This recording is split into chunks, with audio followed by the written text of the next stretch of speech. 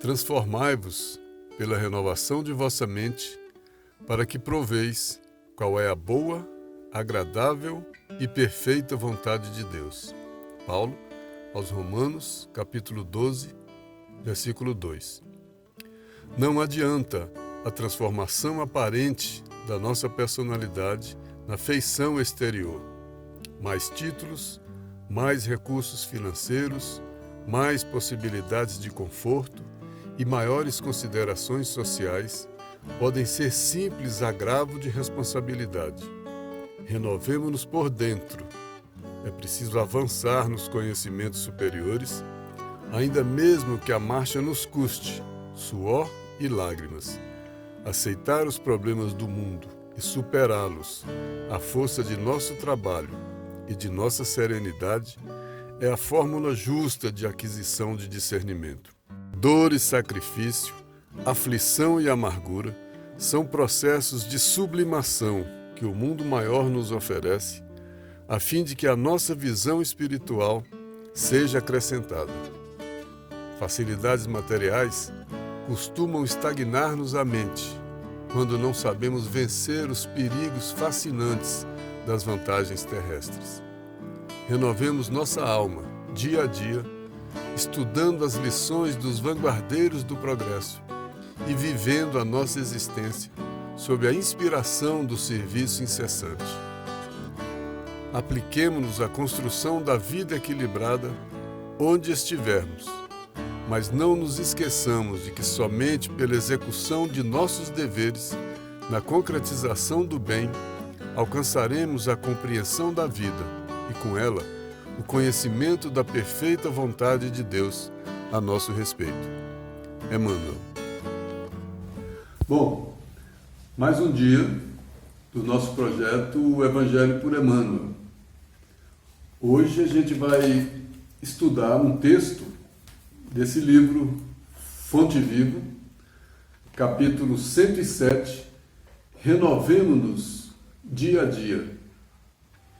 Esse texto Emmanuel escreveu, Chico Emmanuel, escreveu a partir de um versículo, o versículo de uma carta de Paulo aos Romanos, capítulo 12, versículo 2. O versículo é o seguinte: transformai-vos pela renovação de vossa mente, para que proveis qual é a boa, agradável e perfeita vontade de Deus.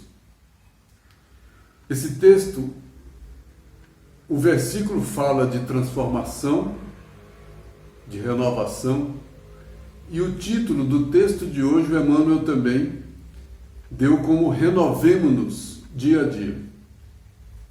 Como a gente sempre estuda esse texto base a partir de outros textos, também do mesmo livro, do projeto, que é o Emmanuel, estudando o Emmanuel, hoje foi muito fácil achar, porque a palavra base do texto de hoje é renovação, é transformação.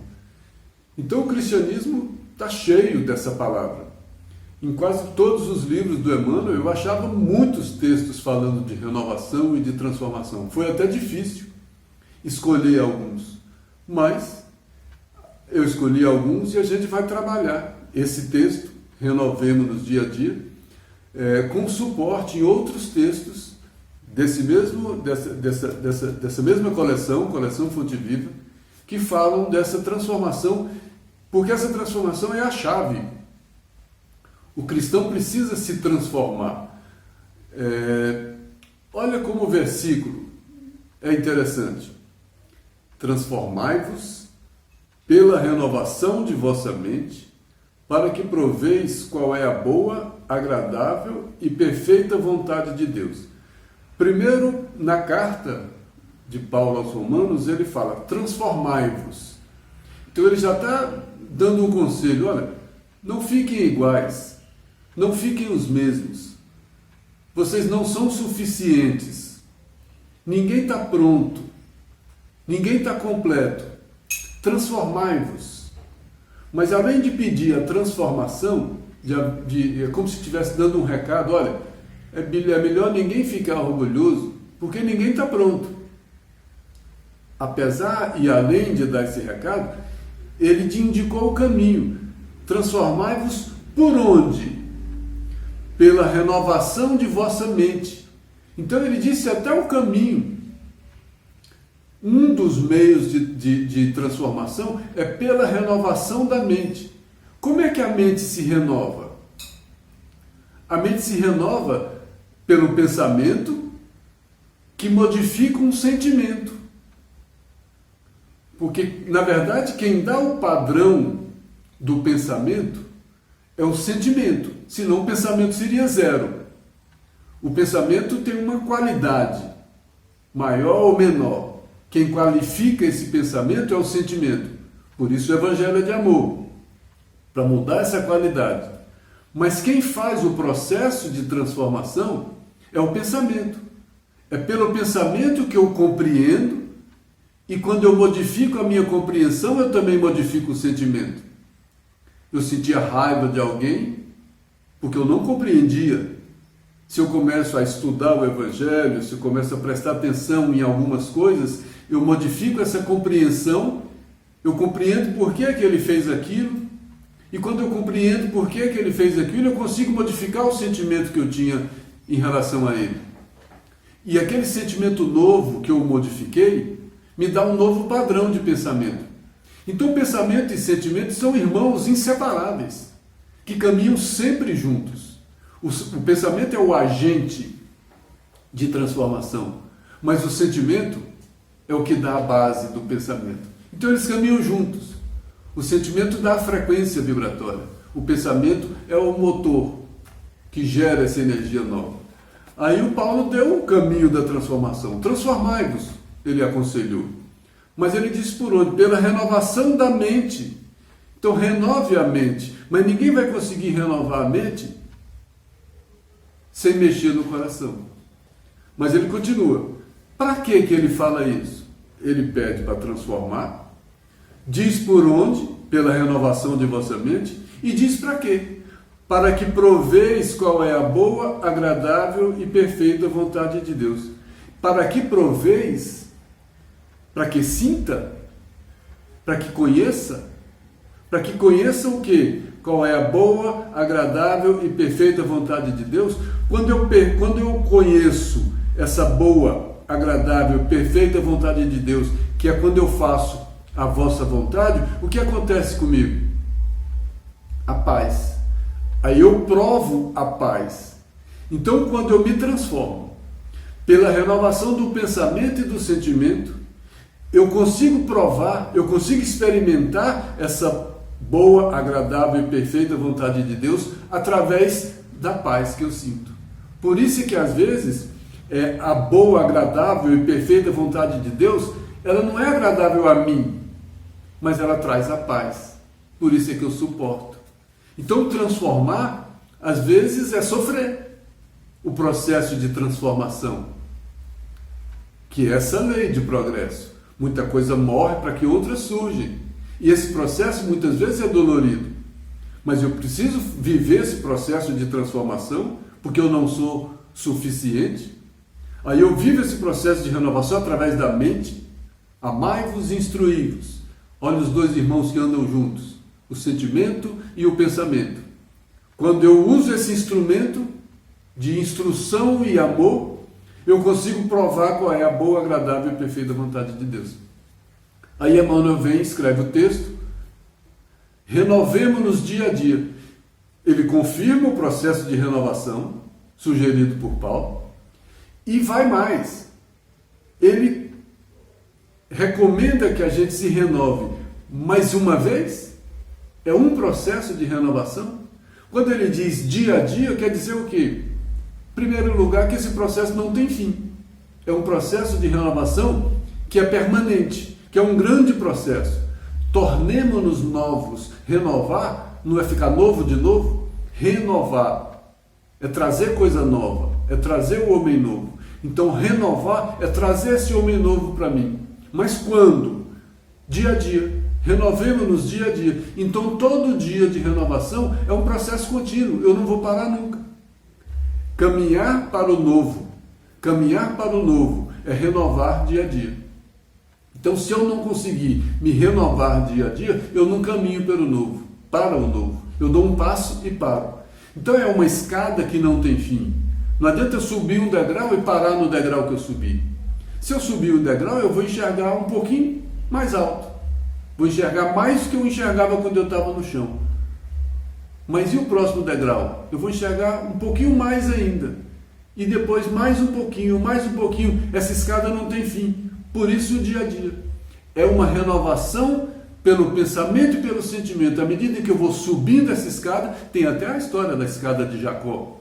À medida que eu vou subindo essa escada, eu vou ampliando a minha visão, vou mudando meu sentimento, vou me aperfeiçoando, vou me renovando, e aí vou provando a boa, agradável e perfeita vontade de Deus, que é a paz.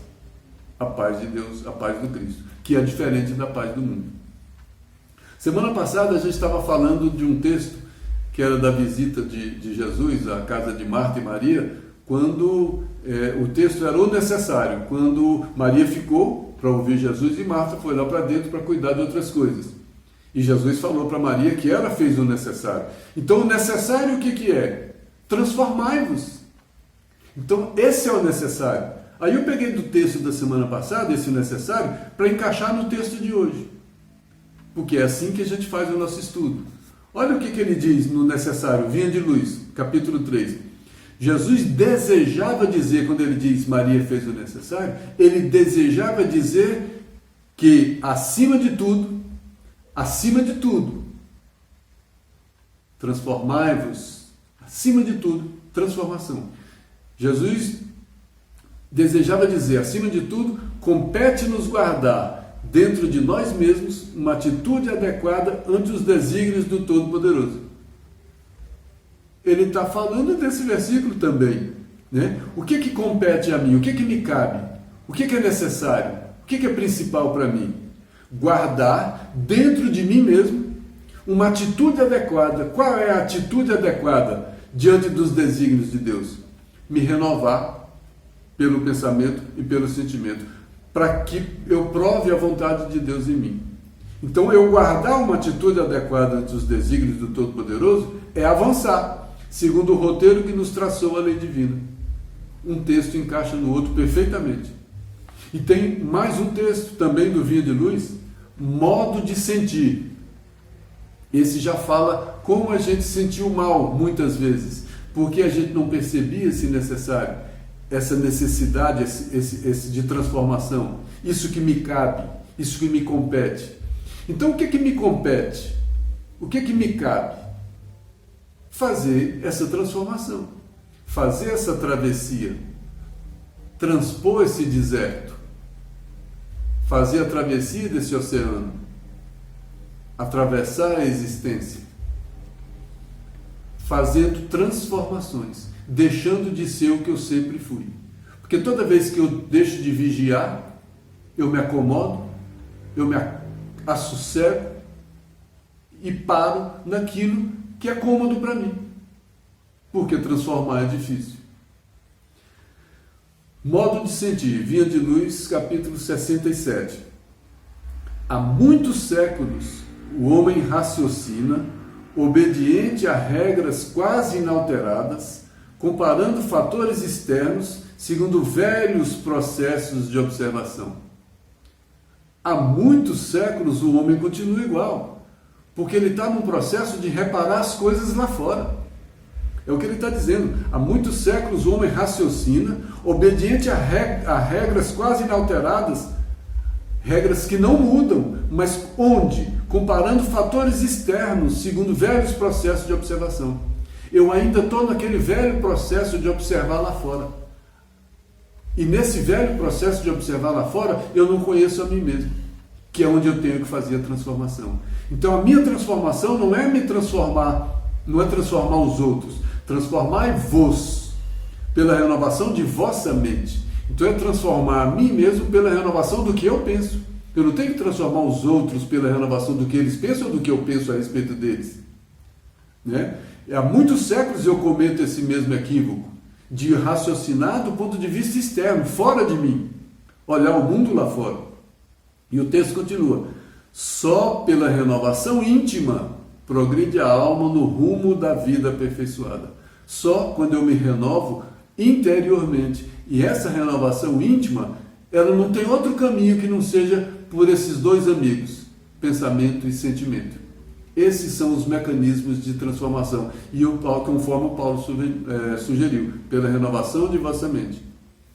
No texto de hoje, que é esse renovemos no dia a dia, o primeiro parágrafo é exatamente isso. Não adianta a transformação aparente da nossa personalidade na feição exterior.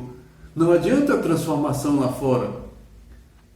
Essa eu fiz sempre. Eu mudo o corte de cabelo, eu mudo o penteado, eu mudo a roupa, eu mudo o carro, eu mudo a casa. Mas Emmanuel diz, não adianta eu mudar tudo isso se as feridas continuam. Não adianta eu mudar de casa quando as feridas me acompanham. Né? Não adianta eu mudar de roupa quando a ferida é lá dentro. As feridas são as imperfeições. Então não adianta eu ficar só mudando de maneira externa, quando na verdade a ferida é interna. A ferida é essa imperfeição. Não adianta eu ficar caiando o túmulo lá fora, se o que está podre está lá dentro. O Cristo falou muito isso, túmulo caiado, está bonitinho, pintadinho por fora, mas lá dentro está podre. Porque o interno que eu precisava mudar, eu não mudei. Mas eu precisava me transformar pela renovação do sentimento e pensamento. E eu não fiz essa transformação. Então não adianta. É o que ele diz, mais títulos, mais recursos financeiros, mais possibilidade de conforto, maiores considerações sociais, tudo isso são mais coisas externas, mas isso pode ser simples agravo de responsabilidade. Porque todas essas coisas a mais me deram mais condições de fazer coisas melhores, e muitas vezes eu não faço. Mais títulos, mais dinheiro, mais possibilidade de conforto, mais consideração social, mais poder. Tudo isso me daria mais condições de eu fazer o bem, de fazer esse processo de transformação. Mas eu não faço, aumenta a minha responsabilidade. No texto mais um texto do livro Vinha de Luz, capítulo 29. Guardemos o coração. Guardar a fonte do sentimento. Vigiar essa fonte do sentimento. De onde o pensamento se inspira. De onde o pensamento se qualifica. Olha o que ele diz. É urgente reconhecer que no sentimento reside o controle da vida. É no sentimento que reside o controle da vida. O sentimento é o santuário da criatura. Sem luz aí dentro é impossível refletir a paz. Então eu preciso iluminar lá dentro. Sem luz ali dentro eu não consigo encontrar essa paz. E nós trabalhamos a semana passada também, o outro texto do livro Vinha de Luz também, o verbo é criador. Esse verbo, essa palavra que cria. Está tudo junto. Olha como é. O que sai do coração, olha o sentimento aí, olha a renovação. O que sai do coração e da mente pela boca é força viva e palpitante. Então, o que sai do coração pelo pensamento e pela boca, o que sai? Então a palavra que sai pela boca é uma força viva, mas ela sai de onde? Ela sai do sentimento e passa pelo pensamento. A raiva que sai pela boca, na palavra raivosa, a origem dela é no sentimento. Mas eu pensei sobre ela, o sentimento qualificou aquele pensamento, e eu pensei para dizer, ou disse aquilo que eu estava pensando e que estava sentindo. Então o que sai do coração e da mente pela boca é força viva e palpitante, envolvendo a criatura para o bem e para o mal. Se ela envolve a criatura, se o que sai do coração pela mente, através da boca, mas sai do coração, ela envolve a criatura para o bem ou para o mal. O que envolve a criatura para o bem ou para o mal? O que faz variar para o bem ou para o mal? O sentimento. Porque se o sentimento é bom, envolve a criatura para o bem. Se o sentimento é mau, envolve a criatura para o mal. Você não sabe qual é a qualidade do sentimento?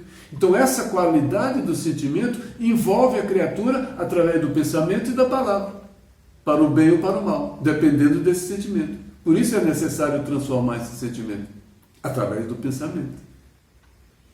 Então o que sai do coração e da mente pela boca é força viva e palpitante, envolvendo a criatura para o bem ou para o mal, conforme a natureza da emissão. Então a chave está na natureza da emissão. O que dá a natureza da emissão?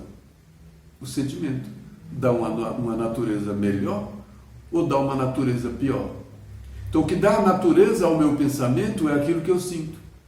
Então eu tenho uma natureza raivosa, eu tenho uma natureza orgulhosa, eu tenho uma natureza ciumenta.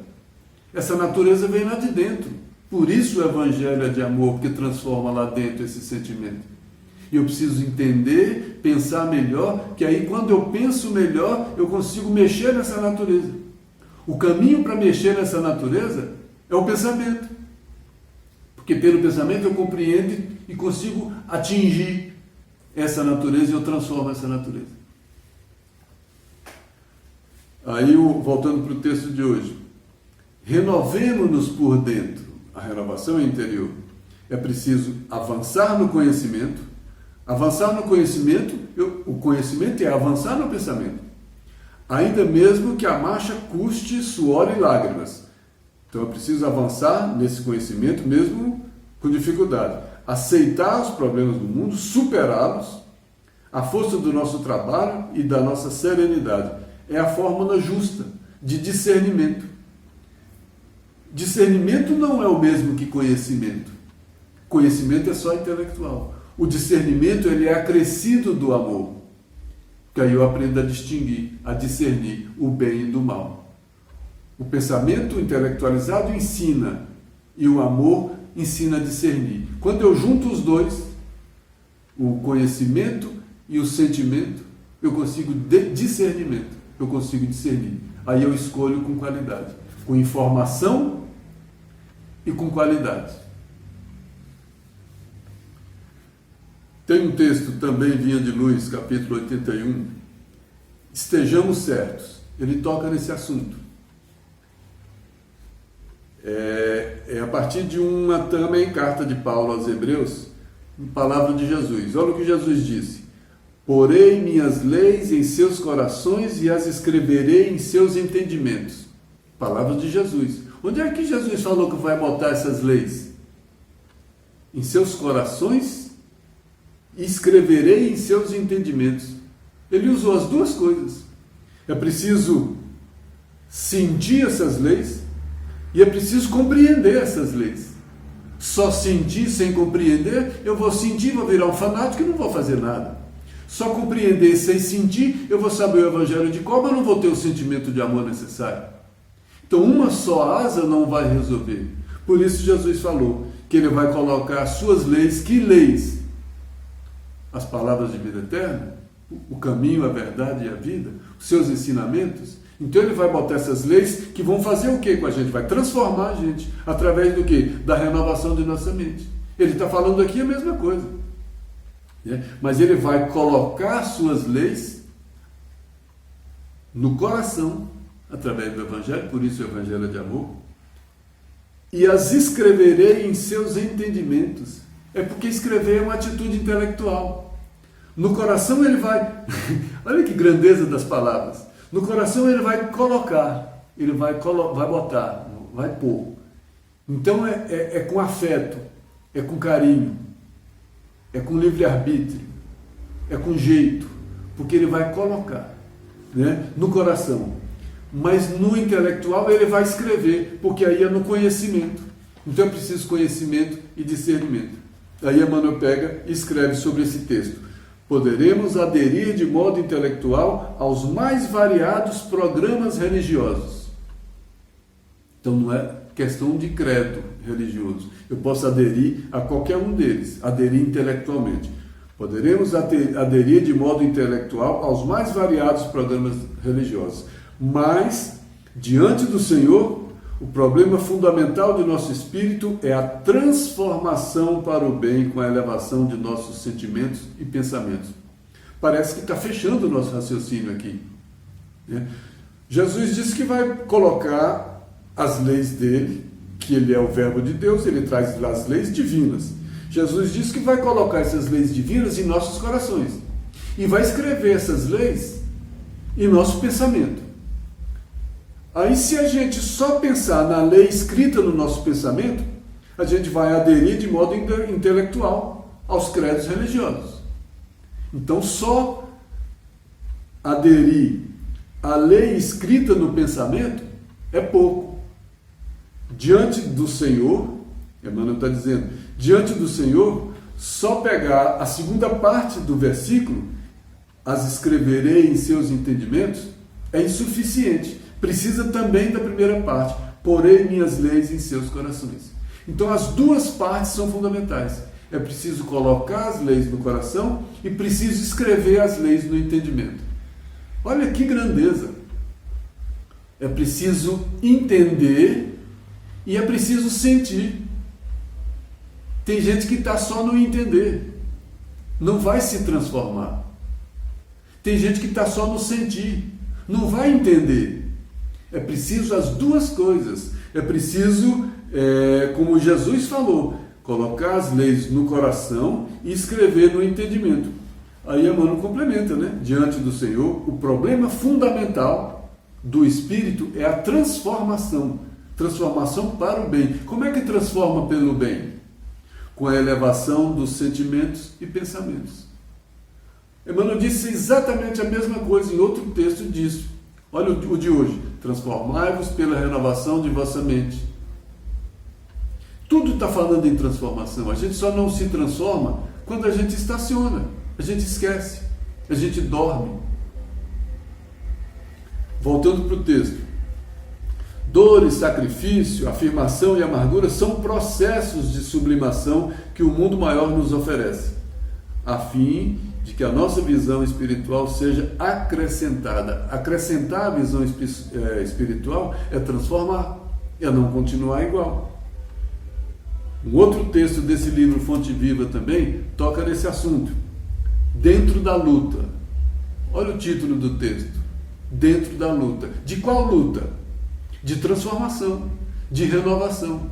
Ninguém se transforma sem luta. Ninguém se renova sem luta. Se tiver muito fácil, não está renovando. Se tiver muito fácil, não está transformando. Porque transformar é da outra forma, transformar. Então essa forma não está adequada. Senão eu não precisaria ter outra forma. Transformar é buscar uma nova forma. Reformar é buscar uma nova forma. Então ninguém se transforma e se reforma fora da luta. E a luta é no mundo. A luta não é fora do mundo. Olha a prece que Jesus fez aos discípulos no momento apropriado. O que ele diz? Não peço, pedindo ao Pai, não peço que os tires do mundo, mas que os livres do mal. Isso está em João 17,15. O que Jesus pediu? Para livrar da luta? Para livrar das dificuldades? Para livrar do mundo? Para livrar da transformação? Olha que curioso. Qual discípulo de Jesus estava pronto? Nenhum. Primeiro, porque no mundo não tinha discípulo pronto. E segundo, Jesus não queria mostrar discípulos prontos. Ele queria mostrar a transformação de discípulos. Por que Paulo de Tarso fala tão forte na gente? Porque nós também estamos fazendo essa luta. Nós também estamos fazendo essa travessia. Por que Madalena fala tão forte na gente? Porque a gente também está lutando contra a luxúria. Por que Pedro também fala tão forte na gente? Porque a gente também está lutando contra a negação da luta transformadora. A gente também nega a todo momento. Então todos eles, olha o Zaqueu, olha quem estava rico, todos eles tiveram que se transformar, porque não estavam prontos. Todos eles se transformaram e se renovaram. Jesus ficou com eles aqueles 3 anos, pregando, ensinando, e depois falou, agora, ide pelo mundo e pregai o Evangelho. O que é? Vocês estão prontos? Não. Agora vem a prática. Mas eu vou pedir ao Senhor, não que tire vocês do mundo, mas que os livres do mal.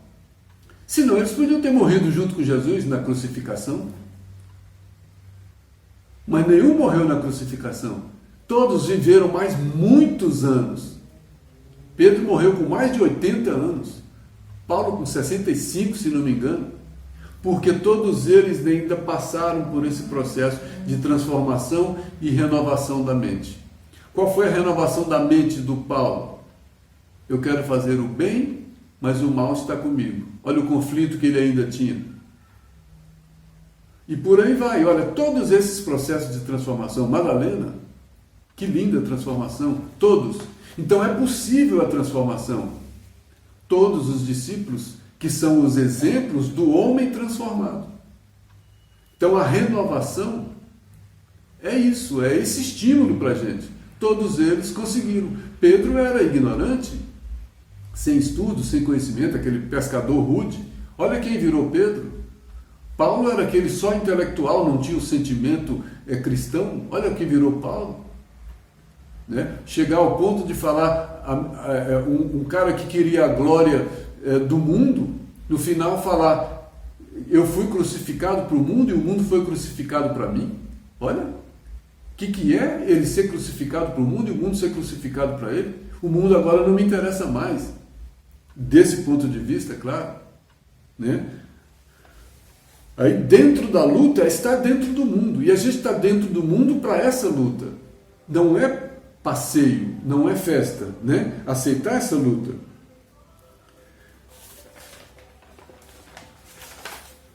Outro texto, busquemos a eternidade, também do livro Fonte Viva. Nessa mesma linha, o Espírito encarnado sofre constantes transformações por fora, a fim de acrisolar-se e engrandecer-se por dentro. Olha, muitas dificuldades que a gente tem no corpo, na forma, são dificuldades que ajudam a transformação interior. Sem essas dificuldades lá fora, muitas vezes não teríamos as coisas melhoradas por dentro. Paulo disse isso numa carta aos Coríntios. Olha o que ele disse. Embora em nós o homem exterior vá caminhando para a sua ruína, o homem interior se renova a cada dia. Embora o homem exterior se corrompa a cada dia, o interior se renova. A corrupção, a morte, o desmanchar, o usar, o transformar do externo, da forma, é uma maneira de construção por dentro. É esse acrisolar que ele fala. Enquanto o Espírito encarnado sofre constantes transformações por fora, ele se acrisola por dentro. Essas transformações, muitas dores, muitos sofrimentos, o tempo, a idade, a velhice, o viver, o mundo das formas que vão se gastando, vão auxiliando na transformação e na construção interna. Então é um processo permanente de transformação. Talvez esse seja um dos grandes motivos que ninguém tem o direito de tirar a própria vida. Porque eu estou interrompendo o meu processo de transformação. Eu estou jogando fora a oportunidade que eu tive de fazer a minha transformação. Aí, em vez de me transformar, eu vou lamentar e desistir. Eu vou desistir de navegar, eu vou desistir da travessia do deserto, eu vou deitar no deserto, eu vou afundar no oceano, nas ondas das dificuldades, eu vou desistir da vida. Né?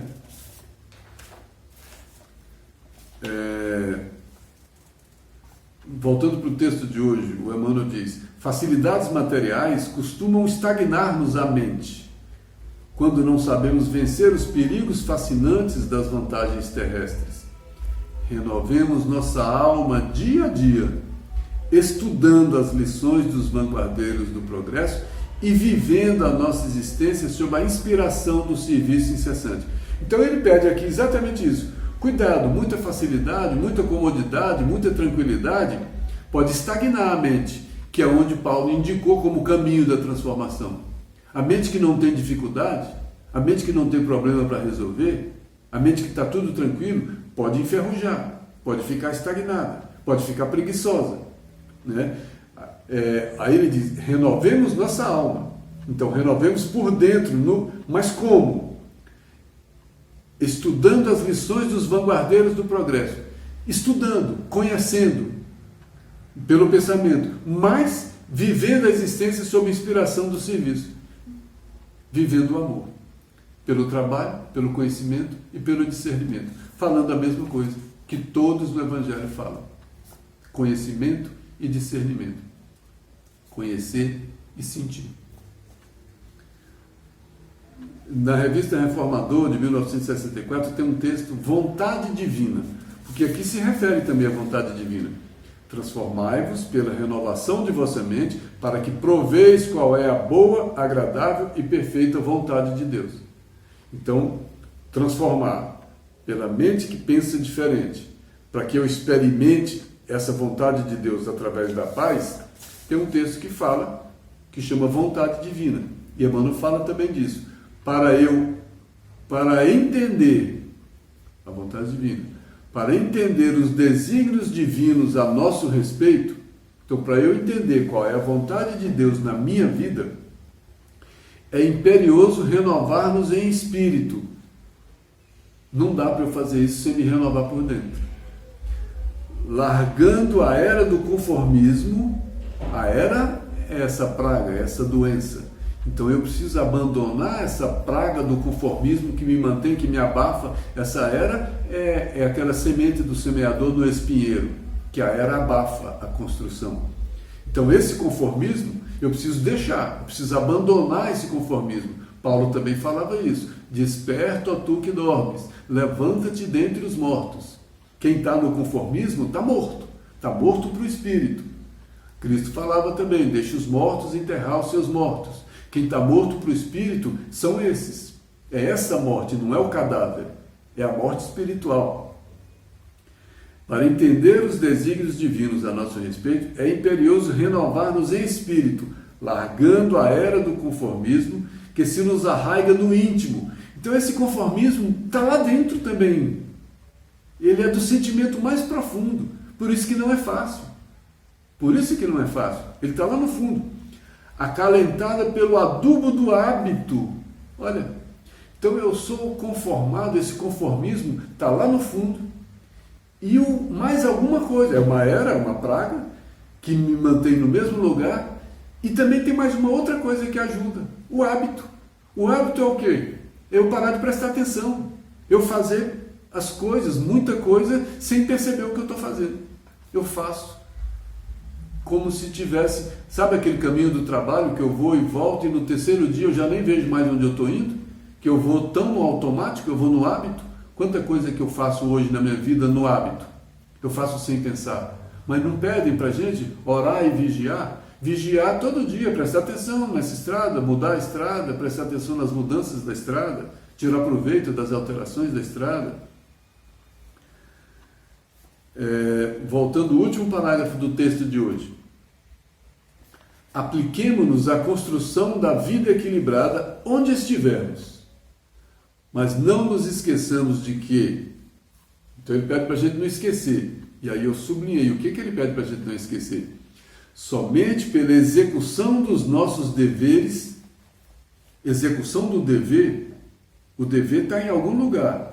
No livro Pensamento e Vida, ele diz que o dever é região moral. É aquilo que eu preciso fazer, que está na minha consciência, que a minha consciência determina que eu faça. Quando a minha consciência determina que eu faça, aquilo é dever. E é uma região moral, não é uma região física.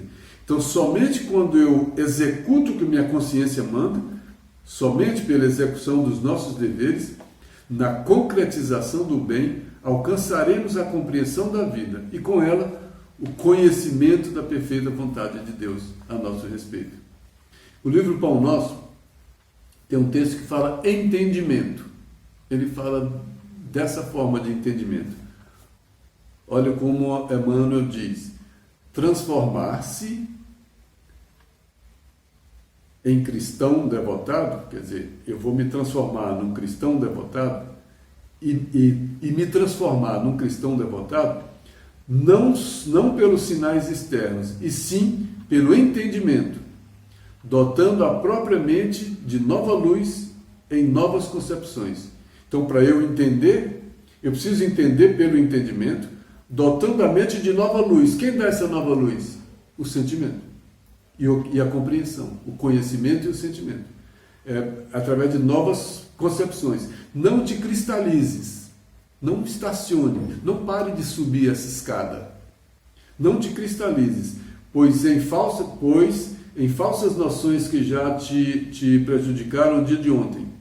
Eu já me prejudiquei, todos nós já nos prejudicamos muito nessas falsas noções velhas dos dias de ontem. Então é preciso não estacionar no ontem, é preciso caminhar no presente para ir buscando um futuro sempre adiante, né?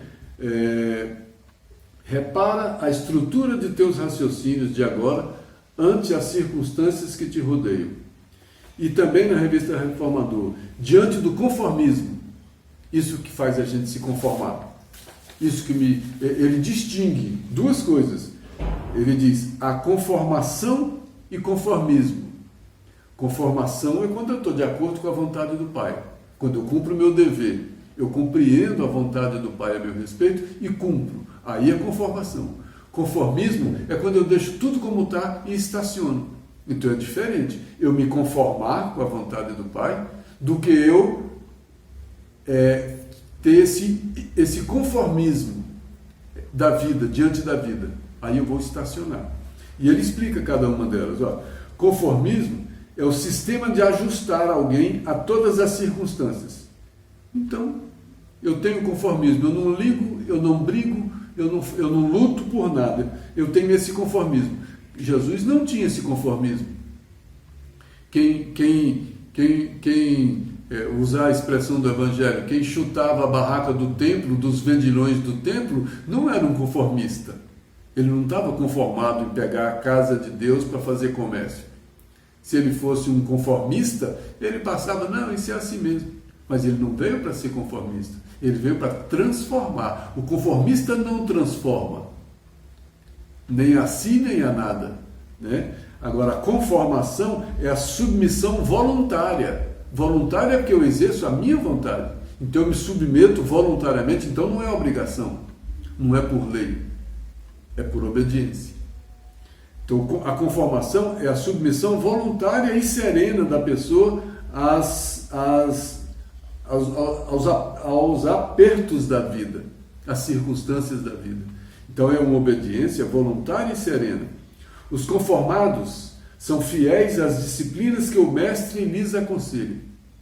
Eu não sou rebelde diante da vontade de Deus. Bem-aventurados os aflitos, porque eles não são conformistas, porque eles lutam, mas são conformados, porque eles estão conforme à vontade de Deus. É diferente. Os conformistas, porém, adaptam-se mecanicamente às convenções e ilusões que lubrificam os mecanismos das convenções humanas. Desperta, tu que dormes, levante-te dentre os mortos, que o Cristo te esclarecerá. Essa carta de Paulo aos Efésios, ela faz sentido sempre, né? Nos renovar, buscar aceitar a luta, buscar ser cristão, não é fácil. Não é fácil. Não dá para eu ser um cristão hoje e ser o mesmo cristão daqui a algum tempo.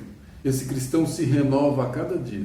Esse cristão se aperfeiçoa a cada dia. Então não é antiguidade.